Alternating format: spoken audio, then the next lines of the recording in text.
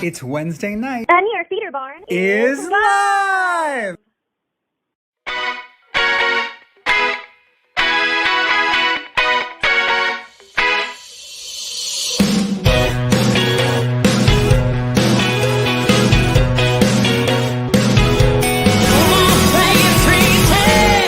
I see color for the first time.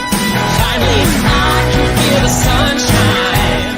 My heart's singing for the first time. Baby, is this love? I see color for the first time. Finally, I can feel the sunshine. My heart's singing for the first time. Is this love?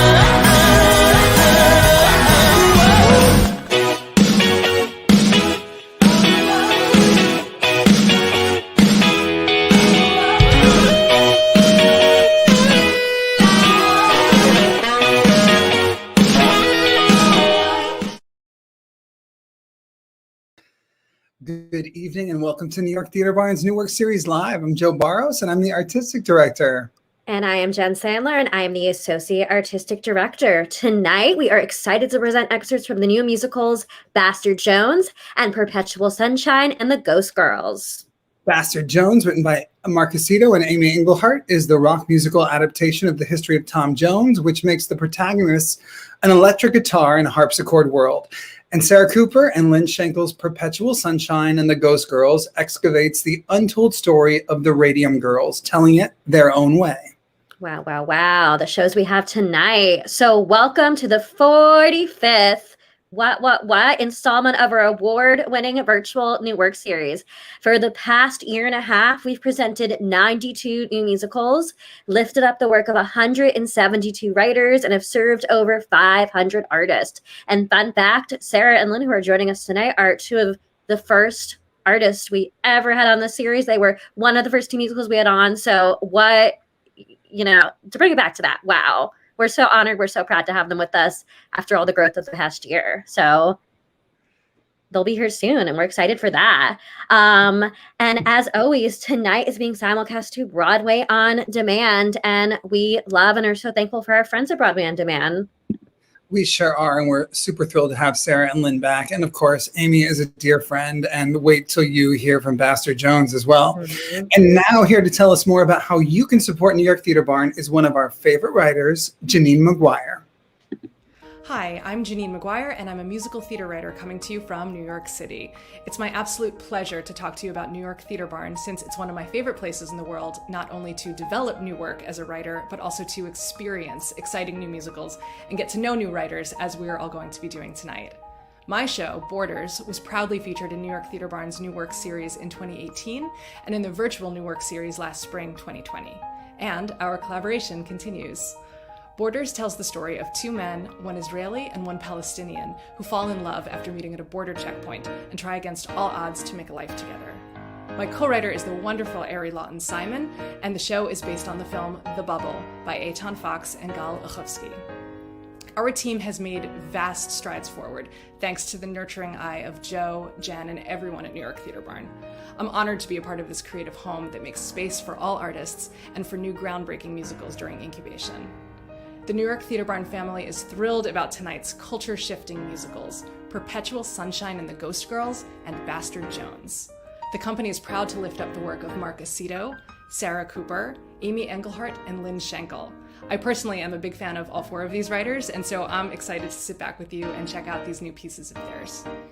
If you're so moved to make a donation to make this kind of work possible, New York Theater Barn is a 501c3 nonprofit organization, and your gift tonight is tax deductible. Thank you for supporting live theater and the development of original musicals. Enjoy the show.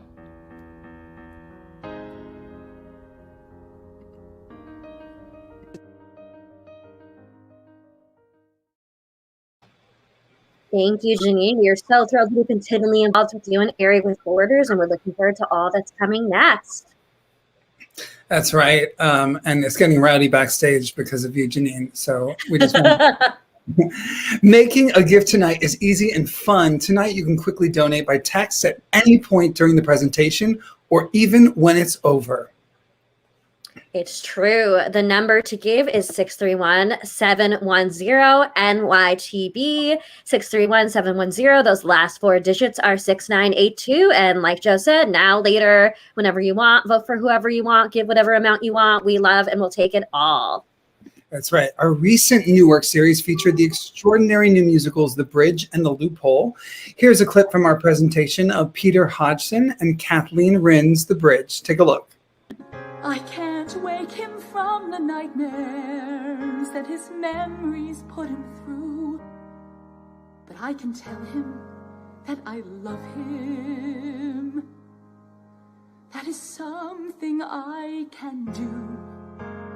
We were actually introduced to the idea of and the story of Emily Roebling and this kind of secret backstory to how the bridge got built by a classmate of ours at graduate school.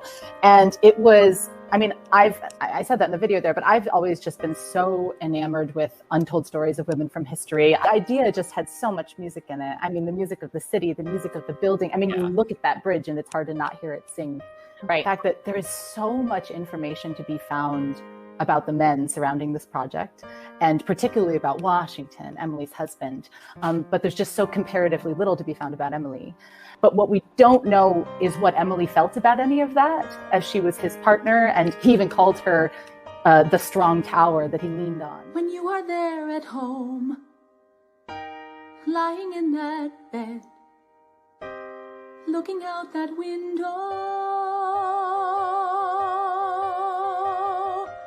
you'll wish that you were here, leading like you led.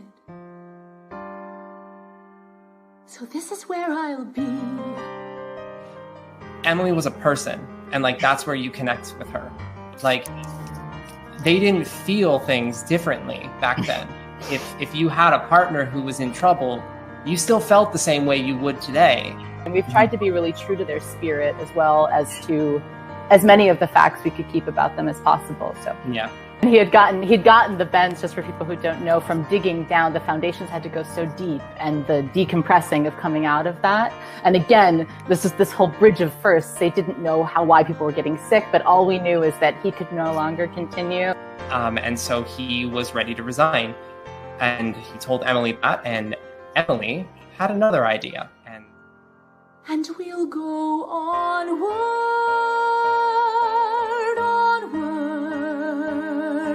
on to what's next, what's new, to a shore we swore we'd never reach, and suddenly we're standing on the beach. That's what bridges do.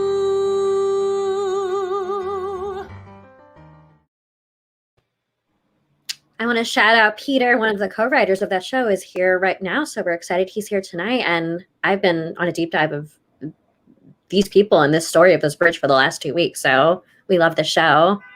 Same. I learned so much about the building of the Brooklyn Bridge and about these amazing writers. Absolutely. Well, now here's a clip from Jay Adana and Zaniba Now show, The Loophole. Take a look. 'Cause it's a dangerous world for a colored girl, and safe at home's all that I've ever known. But if he stays, he's gonna break. So is there a me that makes my way out there? Jay and I came to collaborate. We met and worked together for the first time in a program at the Public Theater called #Bars at the Public, which explores verse-driven theater, so the intersection of rap and verse and poetry and slam.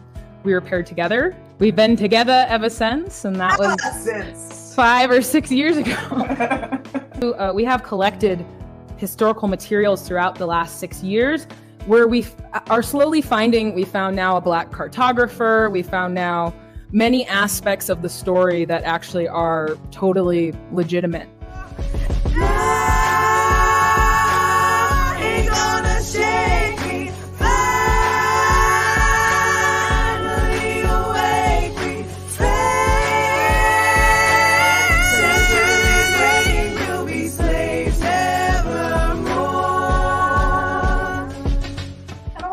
The people that this would have been real for would be hiding from any sort of documentation. That was the other thing we learned about free Black people in rural Georgia. They were intentionally destroying any traces of themselves. And because you wanted to be able to just pick up and leave if people got onto you, things got hairy, and you wanted there to be no trace of you. And speak the facts. What do you know? That the vast world is mostly unknown and damn sure better than books I've outgrown. That I could help set the world free if I take the hand of that man and flee. And that man's a damn fine sight to see. Yeah, think positive, Polly.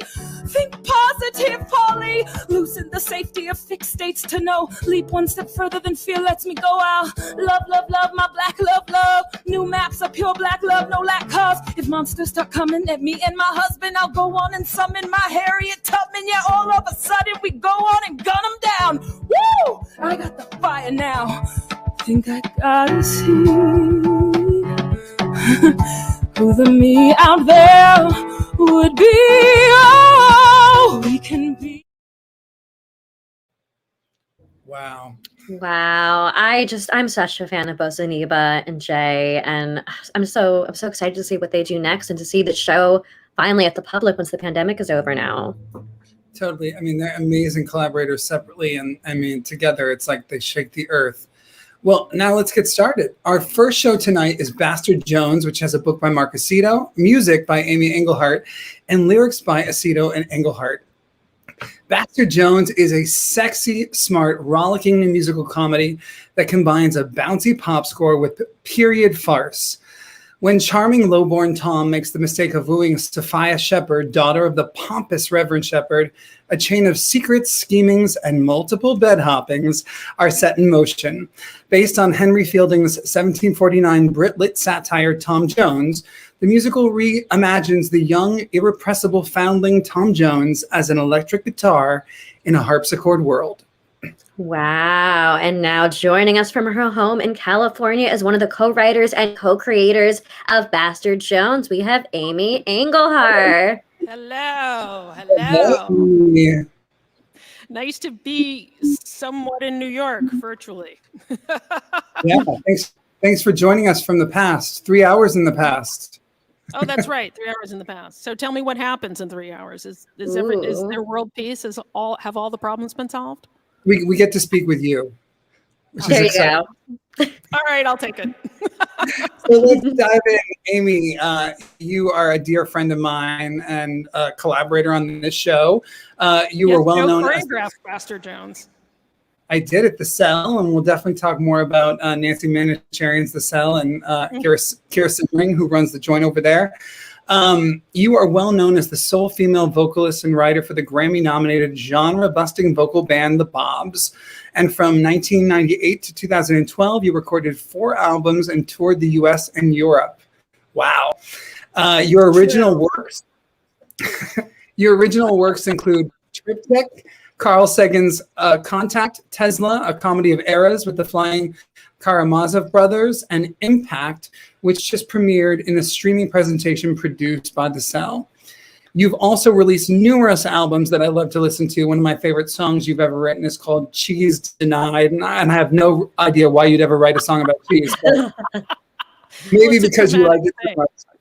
It should happen enough. I don't wish that on anyone. Cheese Denied. Cheese is amazing. Cheese is life. Well, the song, the sex is the song is on iTunes. I almost said the sex is on iTunes. The song is on iTunes. It's called She's Denied. Your co-conspirator in this show is Mark Aceto, who's not here with us tonight because he's in China working on a new show. He's And here there's on his his headshot. This way I can control what he says. We wanted to make sure that everybody, that's so funny. We wanted to make sure that everybody knew that Mark is best known as the co-writer of the musicals Allegiance, A Room with a View, and Chasing Rainbows. And in 2016, Mark became the first Broadway writer to create a new musical in China, The Secret, which features the songs of Jay Chou, the king of Mondo Pop. And his second musical in China, Sound of the Silk Road, will premiere this July. We should also note that his mom, that's right, with our musical director from Baxter Jones. Yes. I also wanted to note that Mark's novel, How I Paid for College, was on many bestseller lists and has been translated into 5 languages and was also turned into a solo play and spawned a sequel, Attack of the Killer People. So many kisses to Mark. As Amy mentioned, I had the great privilege of collaborating with Amy and Mark on the 2017 off-Broadway production, produced by The Cell. And for those who don't know, again, I was the choreographer, and I had an extraordinary time living and creating in this world with you and Mark. Another reason I wanted to do the show was to work with Evan Ruggiero, who played the title role and won multiple awards for his performance. And just in time for Pride, what I also found really compelling is that the story is ultimately about young people who were thrown out of their homes for being themselves. So, Amy, your show explores an inspired and inventive way into the 18th century world of Tom Jones. What was the impetus for your collaboration with Mark Aceto, and why Tom Jones? Well, I'm glad you mentioned his book, because that was the impetus for our collaboration. People kept recommending his book to me, and when enough people did, I said okay, and I read it. And I usually don't laugh at funny books, but I saw myself in the book, because it's How I Paid for College, a novel of sex, friendship, and musical theater. It's set in New Jersey in the 1980s, and this kid, he wants to go to college and he can't, and he finds a way to pay for it. And it's also a coming out story. And there's characters in it who say things like I would say. Like, there's one character, a best friend, who says, "Lead us not into Penn Station."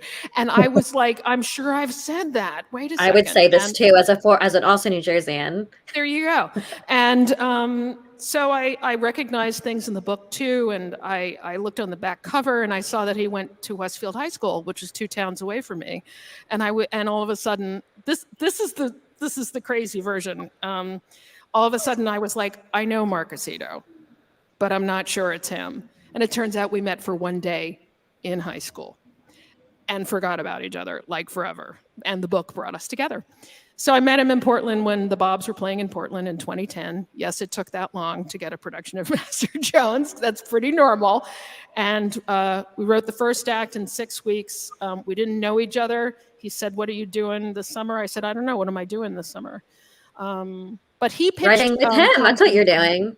Yeah, I had no gigs. It was 2010. I was contemplating leaving the Bobs, and I drove up to Portland, and he got me a place to stay. And neither of us at that point had written a full-length musical. We both had started in theater and then gone in different directions. I was doing theater until my, I guess, early 20s, and then I went straight into music, pop, rock, and jazz. But I always kept an ear to the ground. So Mark pitched Tom Jones to me.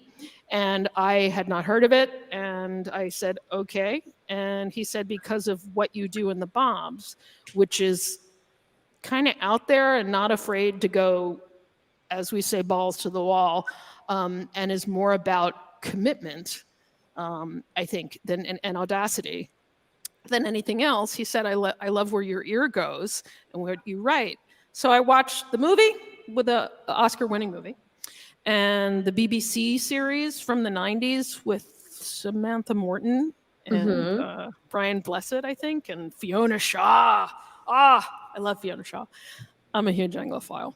And we started working. And I have to say that in the beginning, Mark was drawn to this because we saw it as as a gay marriage story, as why can't you love someone? Why are you not allowed to love someone because of how you were born? Because gay marriage had not yet been legalized.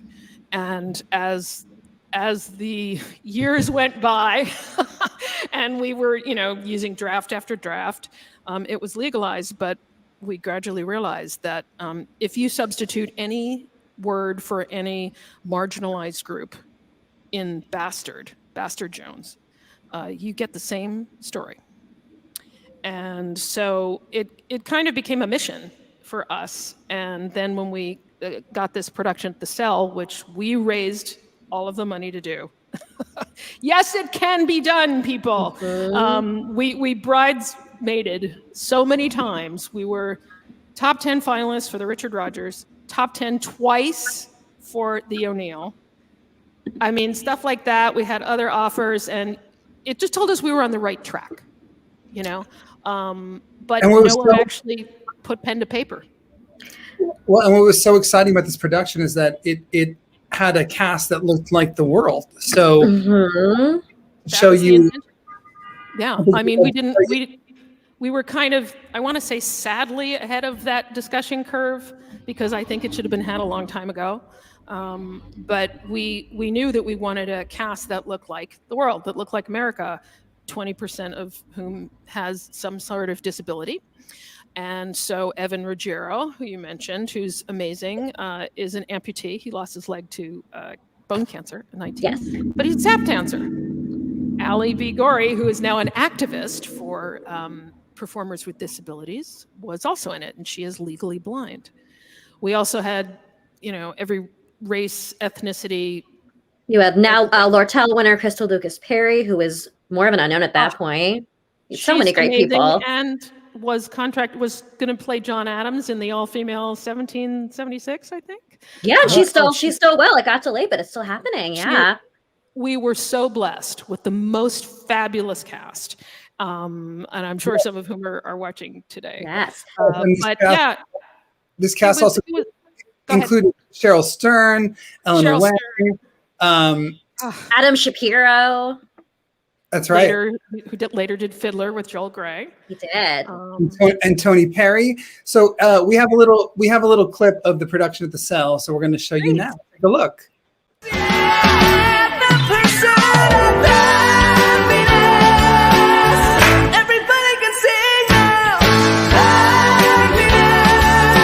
Beggar, maid, or king. At the root of happiness, the heart is Damnation.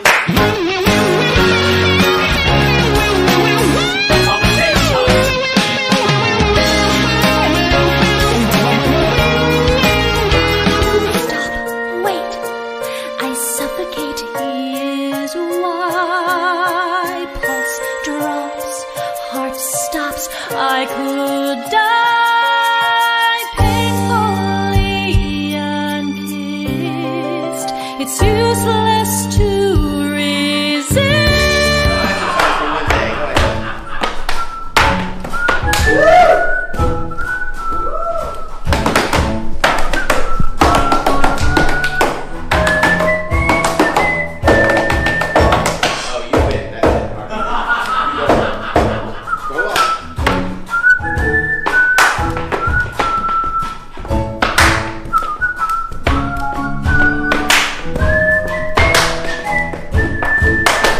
Bravo, my man.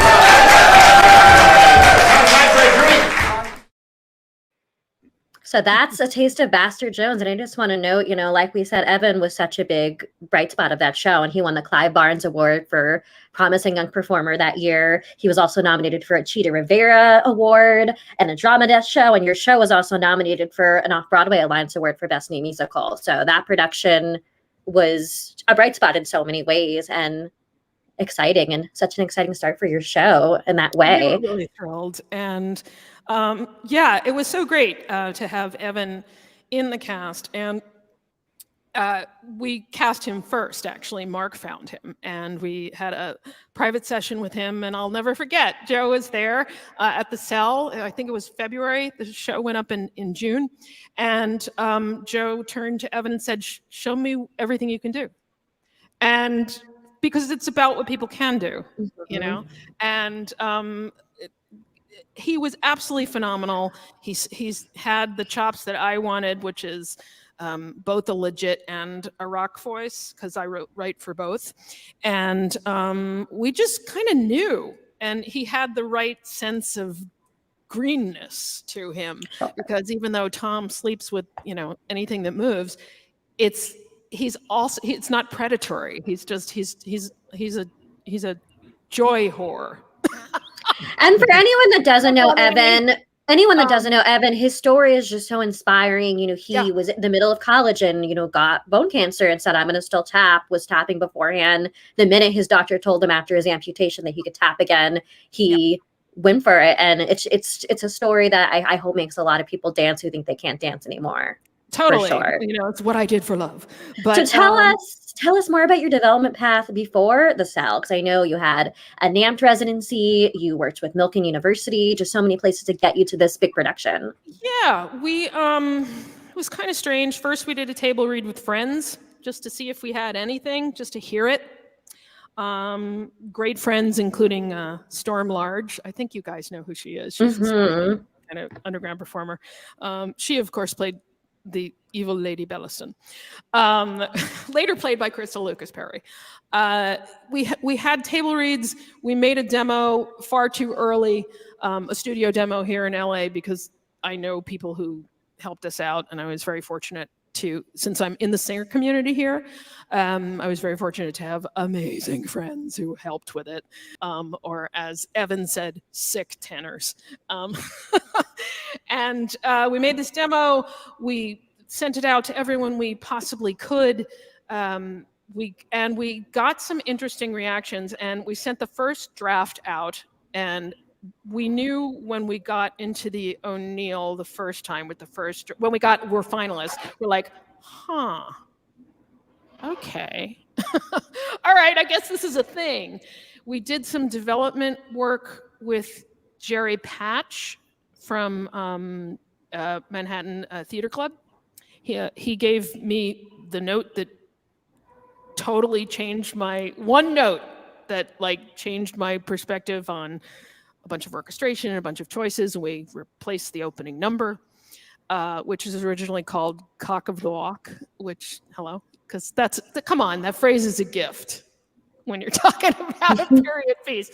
We refocused it, and we got the development workshop at Millikan, which was so helpful.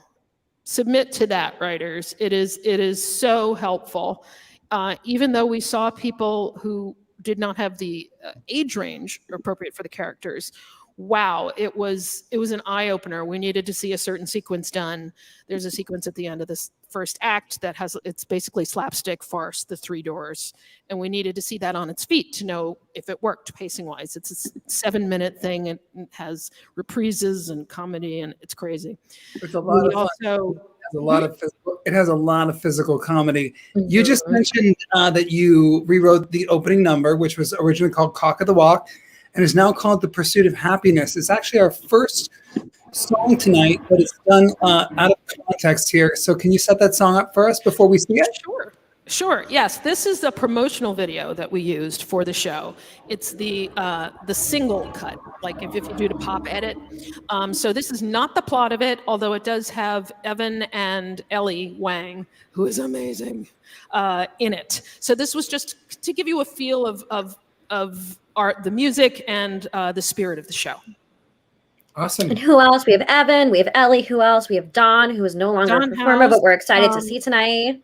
Yeah, Brian Davis, and it was choreographed by Katie Pettit. And Josh Raff as the lame boyfriend. Like I said, not the plot of the show, but it's really fun in the spirit of the show. So here is The Pursuit of Happiness.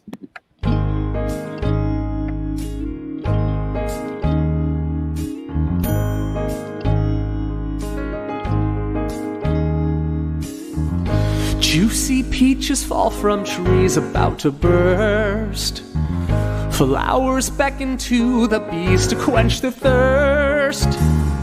Passion pulses through my blood. Rapture rushes like a flood. I'm inside and I just ride. The pursuit of happiness is a natural right. The pursuit of happiness, morning, noon, and night. Oh, happiness so warm and blazing bright. Show me a meal I'll always eat. Show me a babe who isn't sweet. The road on the bed, I'm on my feet for happiness. Ooh. What's going on here? We're shooting a music video. Yeah, you got a permit? Lightning bears electric force from kite to key. I'm like thunder on a horse that's wild and free. Let's surrender to the surge. Let's attend to every urge as we laugh and shout. What's life about? The pursuit of happiness is a natural right. The pursuit of happiness, morning, noon, and night.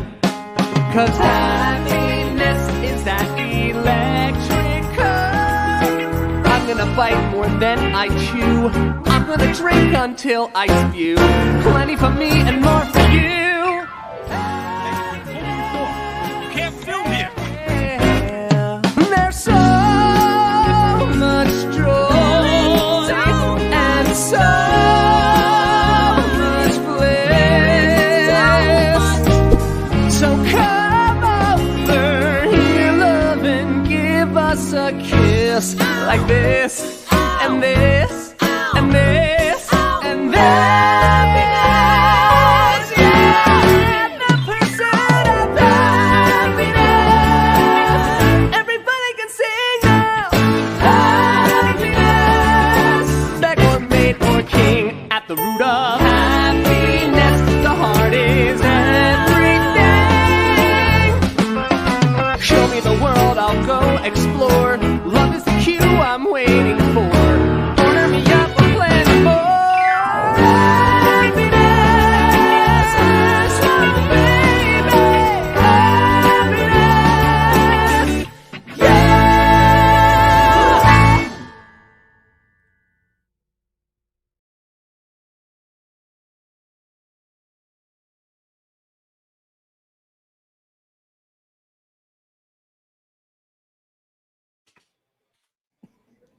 Yay. Just makes me smile. Mm-hmm.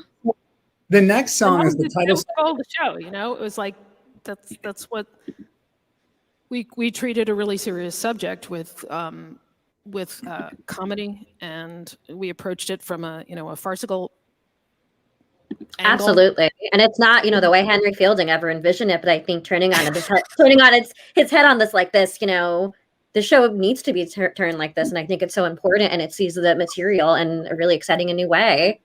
Yeah, So- we were so thrilled with it, and we were so thrilled with the cell production. It was just a wonderful experience, and we got the show we wrote, which is saying a lot. We love it so much.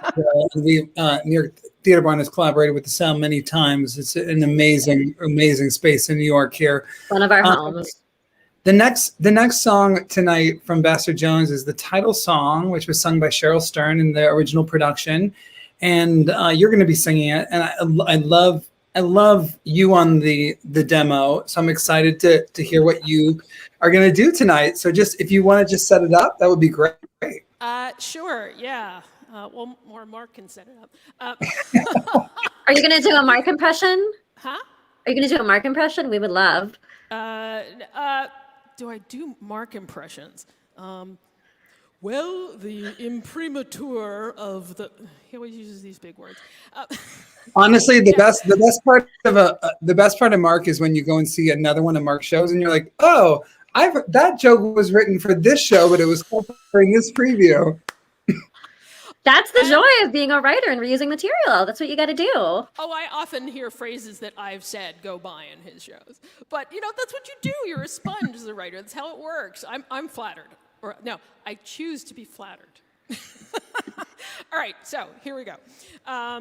This song is sung by Bridget Allworthy, who is kind of the spinster-esque sister of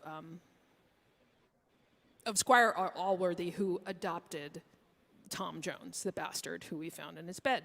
And Bridget has a really vile and unctuous son named Bliffle. And what has just happened is there's an accident with a carriage that the Squire is involved in. And Tom Jones, being having a heart of gold, rushes in to help. What can I do? And takes care of this pregnant town slut, blah, blah, blah, and he moves her, makes sure she's okay. She was in the way. So he takes care of her while her son just stands there, basically, and looks down at the whole thing and insults people. And she's very taken and moved by this fact that, the person that everyone reviles is the person that saved the day, and her son did nothing. So she's contemplating that in the title track. Take it away. You can see how the sausage is made.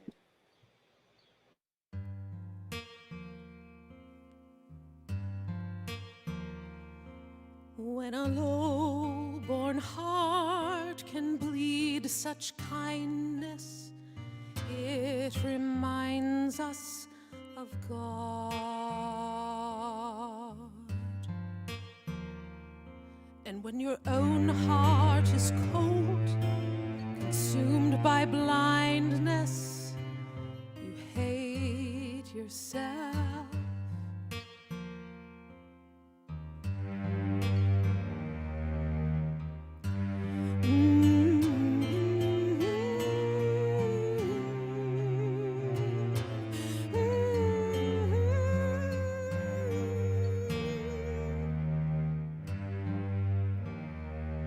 So if a child of love, your soul's extension, has no comprehension of good,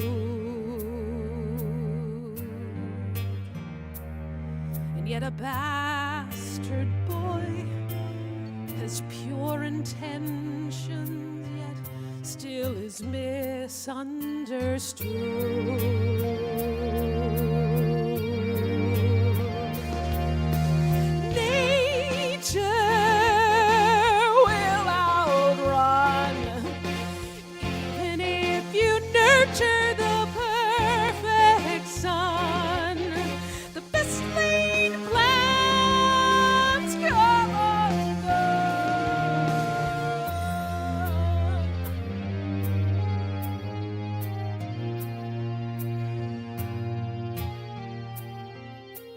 Bastard Jones,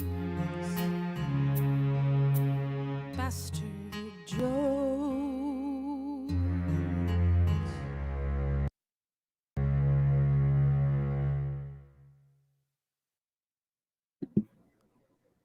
Then she dies. I just love it. And Cheryl Stern would walk down the aisle in that ghostly light. But I was telling Lynn and Sarah in the chat, I said, this character, I said, she's dying in a rock musical and she gets just enough strength to belt the bridge. And Lynn said, that's what I would do if I was dying. And Sarah said, you totally wouldn't. I love that about you. That's theater for you. You got to belt that bridge and then you croak. Yeah, and actually, Mark did on the demo, that's Mark dying, doing all the dying noises. He did the birthing noises when we originally had Bridget giving birth in the original open. He was like giving birth. And I'm like, how do you know this? And he did it really well. And so I kept method acting. Play it. Method acting and typecasting. Well, Amy, we have to head out because the perpetual sunshine is shining through, and it's time to say good night to you. But thank you so much for being with us, and we loved sharing these two songs. And we can't wait to see you in New York City properly again. Lynn's show. Absolutely. And we'll see you properly in the city soon. Bye, Amy, and bye, Mark. Good job, Mark. All right. Well, now it's time to move on to our next show, Perpetual Sunshine and the Ghost Girls. Yes, Perpetual Sunshine and the Ghost Girls has words by Sara Cooper and music by Lynne Shankel. Perpetual Sunshine and the Ghost Girls is an all-woman plus through composed musical theater piece about the capitalist exploitation in workers' bodies and rights in the face of a national public health crisis. Featuring an original 1920s to 2020s mashup score, the show is based on the story of the women who worked in the factories and were knowingly poisoned by the United States Radium Corporation and who fought back, changing United States labor laws forever. And now, joining us from their homes are the writers of Perpetual Sunshine and the Ghost Girls, Sara Cooper and Lynne Shankel. Hi, guys. Hi. So as we said before, you were on our first broadcast ever when the world was more than a little bit scary. So how bittersweet that we get to have you again now. Thanks for having us. We're a lot fancier. Delighted. We're so delighted to be back, and you guys are so fancy now. I was saying we're a lot fancier, but it's all the same, and all the work is the same. And you know, you are two of our favorite lady writers. Oh, thank you so much. Thank you. We love New York Theater Barn. Love you guys. So welcome back, 44 episodes later, because it's our 44th. Holy cow. That's so cool. Amazing. Everyone, yes, everyone says, how did we do this every week until January? And we're like, we had to. That was what we needed to do. So amazing. It's that. It's the creative things are what, has gotten us through this pandemic, I think, for all of us. Mm-hmm. For sure. Totally. And we're about to talk about some of those cool things. Sara, I first saw your work off Broadway, The Memory Show, an incredible musical, which had a celebrated run at the Duke Theater, produced by Transport Group. After it was featured in NAMM and at Barrington Stage Company. You're also the writer of Hot, featured in our New York series with Lynn. And you've also written Windows and Breakfast, Fault Lines, and Elevator Heart. Your television pilot, Pollyanna, received the Grand Jury Prize from Bolt, Barnstorm Media, and you are a Jonathan Larson Grant Award winner, which is awesome. Lynn, in addition to being an incredible writer, you are also best known as a music supervisor, arranger, and orchestrator. As the orchestrator of Broadway's Allegiance, you were the first woman to solely orchestrate a new musical on Broadway, which is an incredible thing. Your other iconic works include Crybaby, the 2006 revival of Company, Altar Boys, the Broadway revival of You're a Good Man, Charlie Brown, which was the first show I ever saw on Broadway, and a million years ago. And Jodi Picoult's Breathe, which I'm also a part of, and your work, Lynn, is the heart and glue of the show. As a composer, your work includes Hot with Sara, as I mentioned, Postcard American Town with the extraordinary Crystal Skillman, which was featured in our New York series, new songs for the revival of Bear, Maya, and Red Velvet. In 2017, you released a critically acclaimed album called Bare Naked on Yellow Sound label, and I love two songs from it. Jen Colella sings a song called I Will Make Thunder, and Casey Levy sings a song called Anything Can Happen. So I just wanted to say everybody should listen to that. And as we said, the two of you are no strangers to our NYTB family. So here's a look at your work in our virtual New York series a year ago and a presentation of Lynn's show, Postcard American Town, written with Crystal Skillman. So take a look. I'm going over the edge, I'm down, singing my own song, and anything can happen when you're taking the curve in my overall.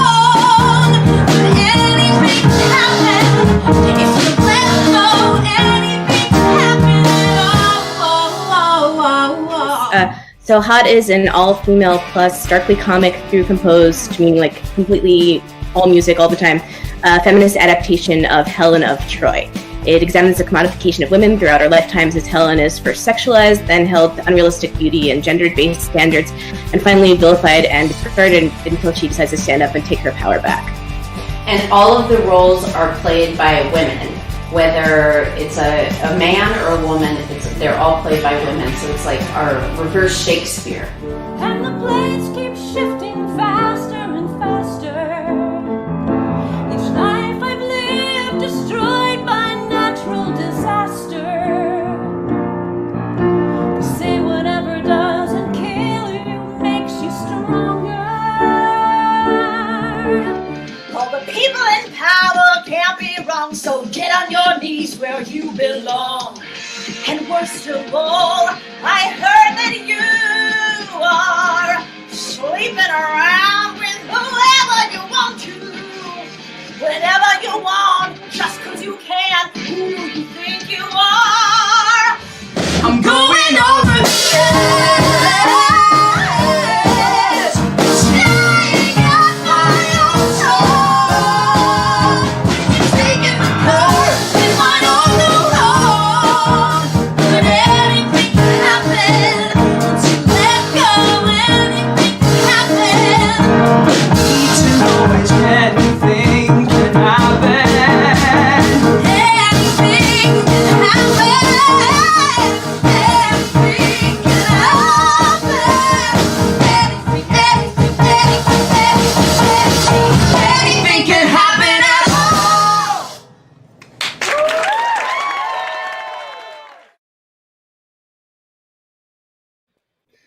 Wow. Yeah. Oh my God. We always say, looking at those clips from a year ago, it's like the Stone Age compared to now.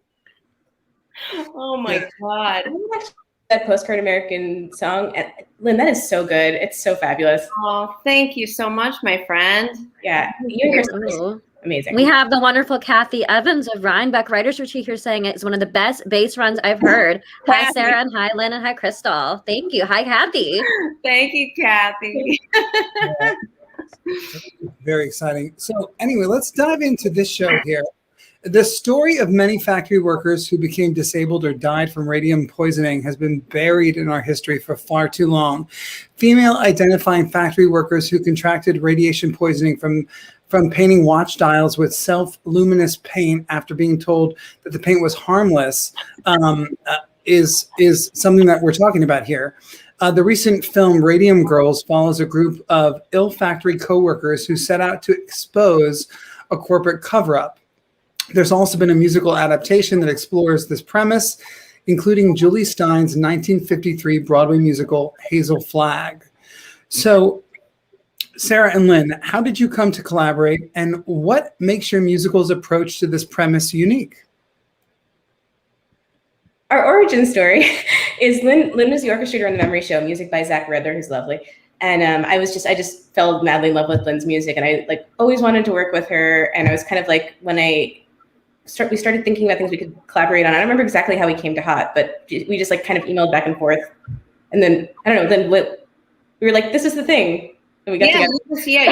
You sent me a draft of Hot, and you were like, "Oh, I don't know what this is, but I know it's not a play, and it might be a musical, and see what you think." So yeah, that's where it all began. That's right. I thought it was going to be play, and then I was like, "Lynn, come save." So wrong. It's so wrong. And then it was. Gosh, I mean, we worked on Hot, writing that for like a year, and then you threw me an email one day about having this idea for this crazy show, about the women who worked at the U.S. Radium Factory in the 1920s. And well, you'd pick it up here, Sarah. I mean, I had never heard the story. I just saw a clickbait thing for it on Facebook, and I was like, what is this? And I clicked through the rabbit hole, which you should never do because you'll get a virus. But I didn't that day, and instead on the show. I don't know. I was just I thought about it for a while, and then Lynn and I sort of talked about it, and I kind of we were busy with Hot, and then we went to the Johnny Mercer Foundation Writers Grove, and we were working on Hot, and we were kind of talking about it, and I had sort of vomited out some stuff for it. And then I don't know. And then we talked about it and we just started writing it. But I actually have a weird story about it. Can I tell my? Okay, you have a weird story. So, I vomited out this weird thing that is not very much like what we ended up with. But 3 weeks, just like this crazy draft of something.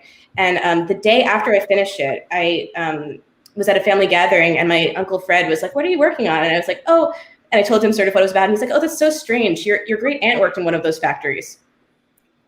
And I was like writing it like I was possessed. It was like, Lynn will tell you, it was like this crazy, it was very weird. She was not one of the women who was doing the watches, but she survived this situation, but very weird. We love stories like that. You know, we also have, Kira Stone, who you're collaborating with, Sarah, and she's writing, Joe knew I was going to say this, and she's writing a musical called Salem and found out that one of her descendants was a part of that trial, and she's playing that part now. So we love when these kind of coincidental things happen that kind of make your fabric with the story even that much stronger. Yeah. It's also how Jay and Zaniba, who were in the last installment of the New York series, told us that. We said, well, why are you creating this story? And they said, our ancestors are telling us through our energy. Like they're communicating with us. And it's like, it's energy, it's the universe. Yeah, sometimes I think we just are, we're pulled that we have to tell some stories. And I think that's what's so exciting about art and theater and media and film and TV. Yeah, totally. So was this always going to be a show that was a full-length musical? Because your journey with this kind of properly started last year during the pandemic when you won the NAMP 15-minute musical challenge. Yeah, I mean, it was always going to be a longer piece. I mean, we envisioned it to be kind of a companion piece to Hot, in that it's also a one act. It's also performed by a completely female identifying cast.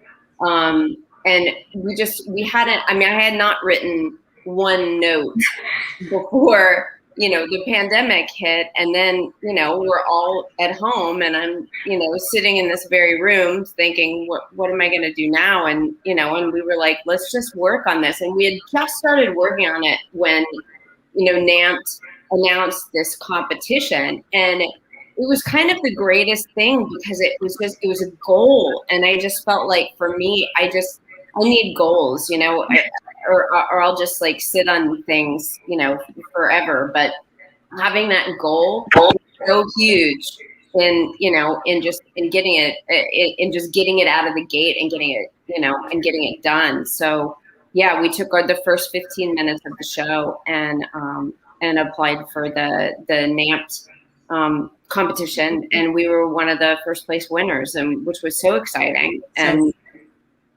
yeah, it was amazing, and that led us to being able to work with the fabulous students at Baldwin Wallace College, led by Vicki Bussert and Matthew Webb, and they took that 15 minutes. They did a thing which was so cool called the 5x15 Festival. They did it for their winter, what would have been their winter musical. They performed all 5 of the first place winners. With the Beck Center in Chicago. Exactly. And they videoed, made a 15-minute musical, out of each one of these pieces and filmed them and just did them to the nines. And it was incredible. It was so cool. And their students are like unbelievably like out of this world. We could not even believe. We were so lucky. Totally. And I think what's so cool about this competition, we also have the brilliant Nico Juber. Nico Juber was a finalist and won. We had musical Mimosa was also a part of it. And all of these writers have said that this competition came during such a dark time, and it gave you so much confidence that you were in the right direction with the story you were trying to tell. For sure. Totally. Mm-hmm. It was, just so fantastic. Mm-hmm. So let's hear more about the first song you're going to present with us that is featuring the Baldwin Wallace students that we're so excited about. Yes. How should we set this? We don't a lot. It's the opening number, so we don't want to say too much. Lights Up. Yeah, but this is like Vicki and Vicki Bussert and Matt Webb and their students actually made this video, and this was what you saw, the first chunk of what we saw in their collaboration with Beck Center. I don't think there's this would be Lights Up. And then exactly. Well, And they'll tell you what you need to know. And I just want to shout out, there are so many students in this video at Baldwin Wallace that are so talented. I just want to shout out all of them. We have Caitlin Bauman, Piper Bruce, Colette Kaspari, Audrey Hare, Autumn Key, Jesse Kirtley, Eden Mao, Claire Marie Miller, Alexa Lopez, Andy Peterson, Lauren Senden, and Bella Serrano. So without any further ado, here is Perpetual Sunshine.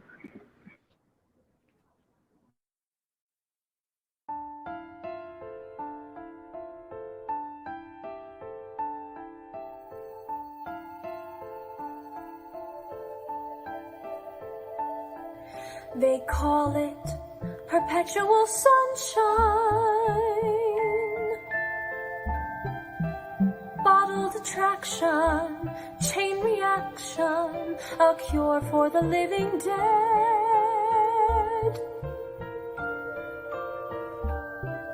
That's what the advertisement said. Where's that shimmer coming from? All that glitters is radium. You are positively glowing, a beauty in your prime, a star never even knowing your fall is all through time. Preserve your youthful appearance. Look how it twinkles. Who would notice wrinkles when you're shining from within? Never dull and always thin. A household name that's all the rage. A promise that you'll never age. You are positively glowing, a beauty in your prime, a star never even knowing your fall is all through time. Radium powder to brighten your skin, radium lipstick for a sparkling smile, radium cream for a sheen that would win all the hearts your smiles might fail to beguile. Bedazzled with radium butter, sparkling radium cigarettes, anointed with radium water, no doubts and no regrets, because the Great War is over and we're still standing tall, and in this bright new tomorrow, the most coveted thing of all. For any pretty young woman to climb up several social notches is to get a job in the factory, painting faces onto watches with radium, radium, radium.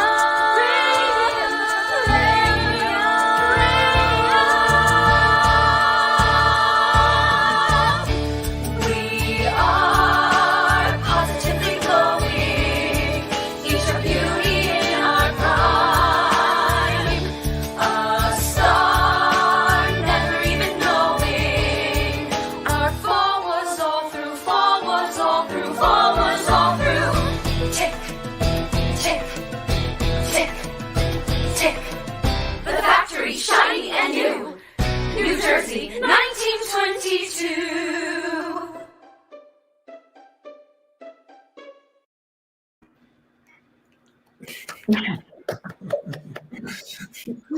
They did a great job with that.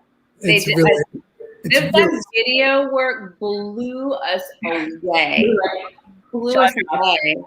It just felt so spot on. Like it was super, super exciting. Well, Vicki Bussert and Baldwin Wallace are an incredible institution. Mm-hmm. It's so great. Huge fan. Awesome. Well, tell us about our second song tonight. Sure. Before we forget, also, I just wanted to say we're headed up in August to the Rhinebeck Writers Retreat. So thank you, Kathy. We're really excited. Oh, you are? Yes. We have you, and then we also have the show, The Lesson, that we've been working on going there. So a lot of really great shows. Yes. So we're excited for Rhinebeck. Yeah, we are so excited to get up there and just keep cranking this puppy out. So get it done. Very excited. So this song is called The Music of Tomorrow, and it happens like, I don't know, it's like the fourth song? Yeah, thereabouts, yep. And I'll set up like what happens, and Lynn, you want to take over like who this is, who's doing it? Yeah, totally. So our main character's name is Marie, and right after the song that you just saw, she arrives at this factory in New Jersey in 1922, and she's like ready to take on this job. She's just been hired. It's like this really fancy job in real life, but also in our show, to be chosen to get poisoned by radium. So she has this goal to become the first woman manager of the factory, which has never happened before because it's 1922. So at this point in the show, she feels like she has a chance at doing this. She rushes home to tell her mom about her goals, and her mom's like, don't try to become a manager. You should marry a manager. And so she's like, doesn't know what to do. So she sort of steps out of the moment and sings this song. Go ahead, Lynn. And this song is performed by the wonderful Layla Shea, who is, we're doing all college tonight. She's class of 21 from University of Michigan, where I teach part-time. And she did this song as part of their, beginning of pandemic. So their winter show was a thing called the Ghostlight series, and different students did it. You know, it was like a mishmash of all kinds of exciting new material and material that the students wrote. And anyway, I was so honored that they wanted to include a piece of mine.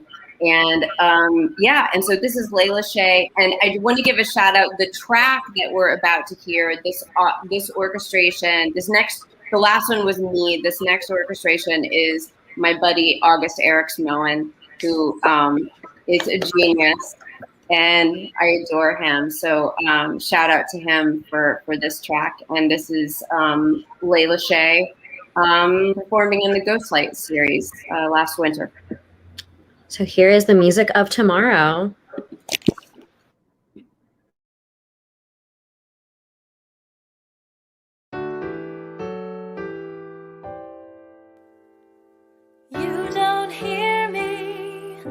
When I tell you who I'm gonna be, you don't even hear a word. You don't believe that soon the world is gonna change its tune.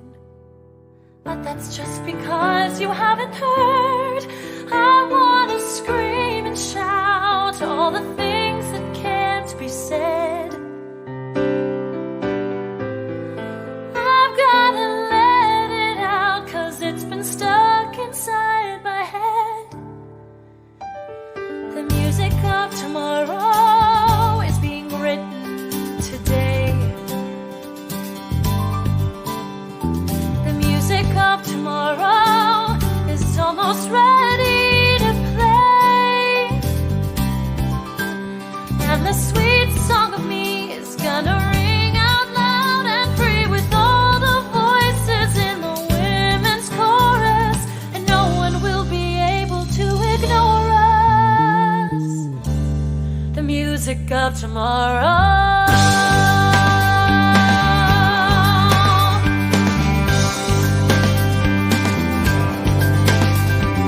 Listen closely, I don't wanna miss a single beat. My heart is in my throat, I'm singing loud and clear, and I play it all by ear. 'Cause I'm gonna hit the highest note. Curtains are rising now, and I wanna play my part. No compromising now, 'cause it's played in my heart. The music of tomorrow is being written by me. I'm rising to the top of that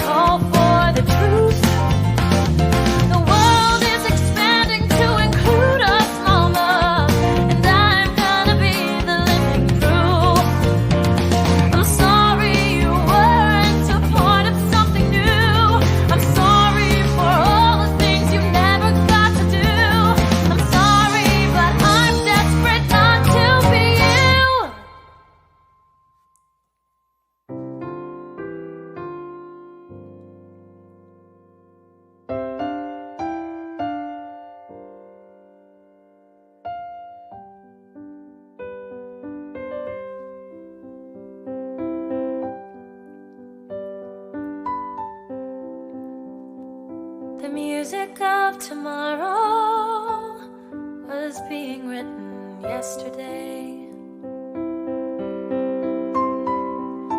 I wish that the whole world could hear the things you had to say. And the sweet song of you and all the other women too, whose voices weren't heard, who time has left behind. I hope that somehow you will find yourself in the music of tomorrow. The music of tomorrow. The music of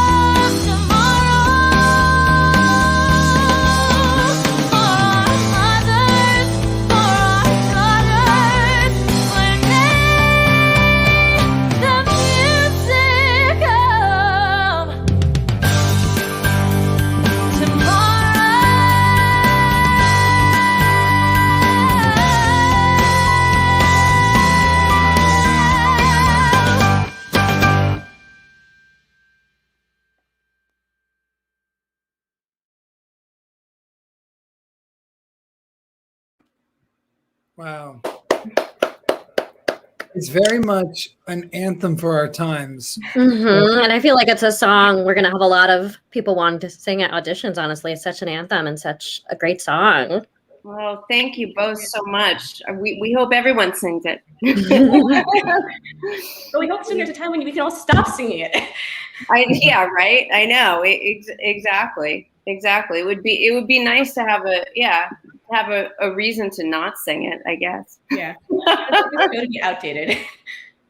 Exactly. Yes, I would love to live to see that. Be outdated. But for now, I want everybody to sing it. Agreed.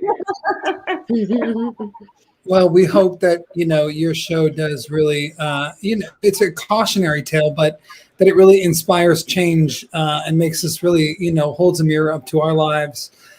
Because I think it's quite apropos for a lot of people discussing and examining our lives. And I love what my mom is saying right here, that we've had ancestors of people worked in factories, and we haven't been, it's still happening today, unfortunately, more than we realize. So it's important that you're exposing this and bringing attention to it.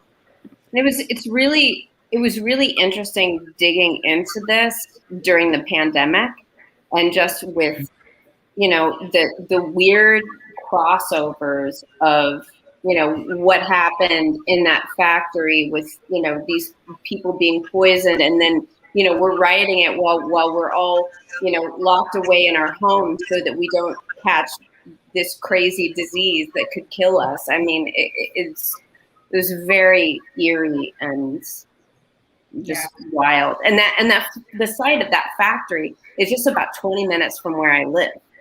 Wow. It's like there's nothing. There's a park there. The factory is long gone. I don't even know if there's a memorial over there. I'm gonna go over there and look.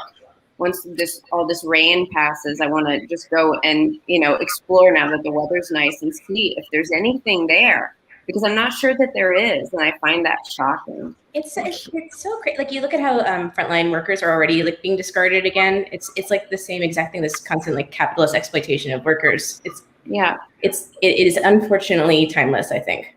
Yeah. Unfortunately, but we hope that this sheds the light it needs to, and we see the change we need. Thanks. We hope so too. Yeah, definitely. All right. Well, thank you both so much. We are going to post your links over here so that people can learn more about the show. Yay.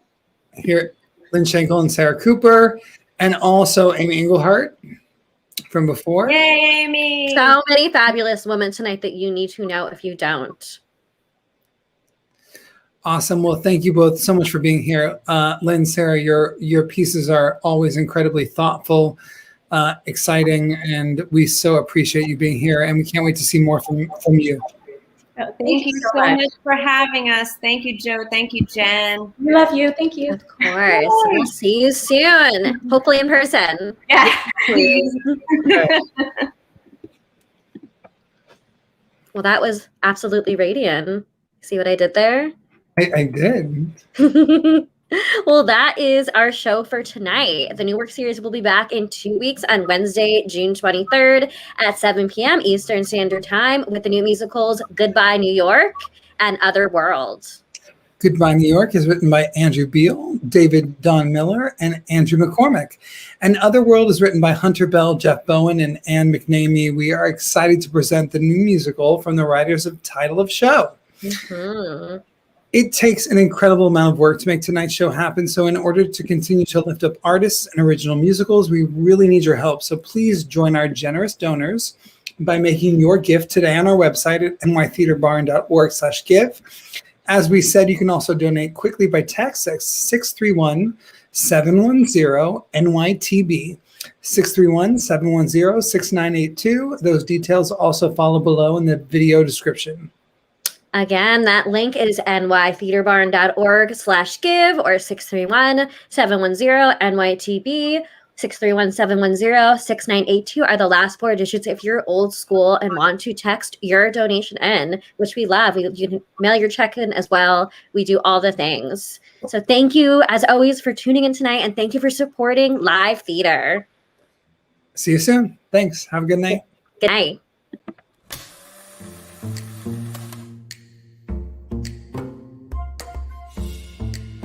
Hi, my name is Maria Torres, and I had the pleasure of working with the New York Theater Barn on their choreography lab. I actually got a chance to mentor one of the emerging choreographers, and it was great for me to get to know their theater company.